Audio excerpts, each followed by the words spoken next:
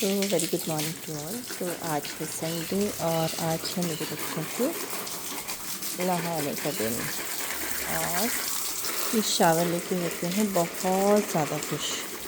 ये सारे जो हैं वो शेडी प्लांट्स हैं, इनको मैंने शेड में रखा हुआ है, इसको भी मैंने शेड में रखा हुआ है, जबकि ये बिल्कुल भी शेडी प्लांट नहीं है। और उसका असर ये है, इसकी ब्रांचेस देखिए कितनी पतली हो गई हैं, लेकिन अभी सुंदर है तो यहाँ रखा हुआ है। और इनको अभी मैं वीकली वाटर कर रही हूँ, क्योंकि इस टाइम पर ज़्यादा पानी की ज़रूरत नहीं होती है। तो ये देखिए, ये जेड प्लांट का हाइब्रिड वैरायटी है। ये ज़्यादा बड़ा नहीं होता, स्मॉल रहता है। ये ड्रेसिना की वैरायटी है।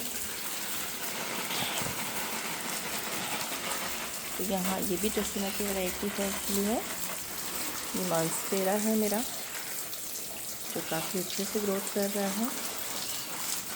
तो ये सारे क्या हैं, ये सारे शेडी प्लांट्स हैं। आपको इम्पॉर्टेंट शावरिंग का मैं इम्पैक्ट बताती हूँ, इनको क्या होता है। शावरिंग करने से जो फ़ायदा होता है इनको, एक तो आप देखेंगे कि डस्ट पार्टिकल्स जो हैं इनके ऊपर से बिल्कुल रिमूव हो जाते हैं। तो डस्ट पार्टिकल्स से क्या प्रॉब्लम है, ठीक है, बने रहने दो। हम नॉर्मली ये सुंदर लगें, शाइनी लगें, इसलिए इनको शावरिंग करते हैं, लेकिन एक्चुअल में इनको क्लीन रहना बहुत ज़रूरी है। कारण क्या है, अगर हम शावरिंग नहीं करेंगे तो आप देखिएगा ये डस्ट पार्टिकल्स हैं। अभी इस पर छोटी छोटी छोटी बूंदें गिरी हैं। नॉर्मल अगर ये क्लीन होगा तो इस पर वाटर ज़्यादा देर रिटेन नहीं करेगा, लेकिन इस तरह से पानी जो है रुका रह जाता है। अब उसको मिल जाता है थोड़ा मॉइस्चर, ज़्यादा मॉइस्चर मिलने से और ज़्यादा देर पानी रहने से क्या होता है, जो माइक्रोब्स होते हैं उनके स्पोर के लिए एक प्रॉपर इन्वायरमेंट उनको मिल जाता है, जिससे वो इजीली जर्मिनेट करके इनको इन्फेक्ट कर सकते हैं। और इस तरह से अगर वो क्लीन रहेंगे पूरी तरह, तो एक तो ये फ़ायदा हुआ कि माइक्रोब्स के लिए कोई भी सूटेबल कंडीशंस यहाँ पर उनको नहीं मिल पाएगी, तो ये माइक्रोबियल इन्फेक्शन से बच जाएंगे नेचुरली। दूसरी चीज़, इनके ऊपर अगर डस्ट रहेगी तो ये अपनी जो नॉर्मल जितनी भी इनकी फिजियोलॉजिकल एक्टिविटीज़ हैं वो इनको करने में बहुत प्रॉब्लम आएगी, क्योंकि ये जो है ये अपनी लीव्स के थ्रू ही, आपको पता है बचपन में हम सब ने पढ़ा है कि रेस्पिरेशन करते हैं, फोटोसिंथेसिस करते हैं। और ये जो प्रोसेस है फोटोसिंथेसिस की, जिसमें ऑक्सीजन गैस रिलीज़ होती है, अपना फूड प्रिपेयर करते हैं, ये लीफ के थ्रू होती है। लीफ में छोटे छोटे पोर्स प्रेजेंट होते हैं, टाइनी माइक्रोस्कोपिक पोर्स होते हैं वो। अगर उन पर प्रॉपर इस तरह से डस्ट जो है वो जमती रहेगी, तो वो उनकी फिजियोलॉजिकल प्रोसेस है वो पूरी तरह डिस्टर्ब हो जाएगी, और आपका जो प्लांट है वो कहीं ना कहीं डिजीज़ होगा।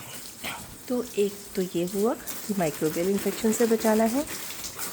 दूसरा ये हुआ कि इनकी फिजियोलॉजिकल जो प्रोसेस है वो मेंटेन रहती हैं।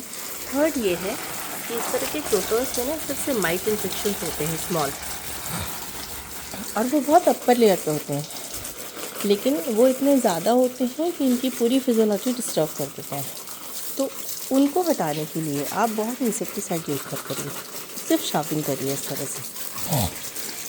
देखो कितने खुश हो गए सारे के सारे बच्चे मेरे। ये ब्लैक साइड है, ये पोर्शन मेरा पूरा ग्रीन पोर्शन है। यहाँ पर वैसे तो मैं हफ्ते में 2 दिन इनको इस तरह से अच्छे से शावर करती हूँ, लेकिन इस बार थोड़ा सा मिस मैनेज हुआ है, तो इनको एक ही बार शावर कर पाया।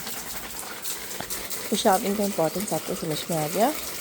इनकी कोई फिजियोलॉजी डिस्टर्ब ना हो, इनको माइक्रोबियल इन्फेक्शन ना हो, ये शाइनी लगें, सुंदर लगें। और इन पर जो माइट्स के, जो मिनी माइट्स के अटैच होते हैं ना, स्मॉल ये जो लीफ के नीचे हो जाते हैं, ये क्रोटोन को तो मैंने कभी इंसेक्टिसाइड नहीं दिया, और इसमें हमेशा इन्फेक्शन आता है। बस इसको नहला देते हैं, इसको नहला धुला के तैयार कर देते हैं, और ये माइक्रो फ्री हो जाता है। तो ये एक जोन है मेरा, यहाँ पर कुछ और प्लांट्स रखे हुए हैं, और सबकी बारी है नहाने की, अच्छा होने की।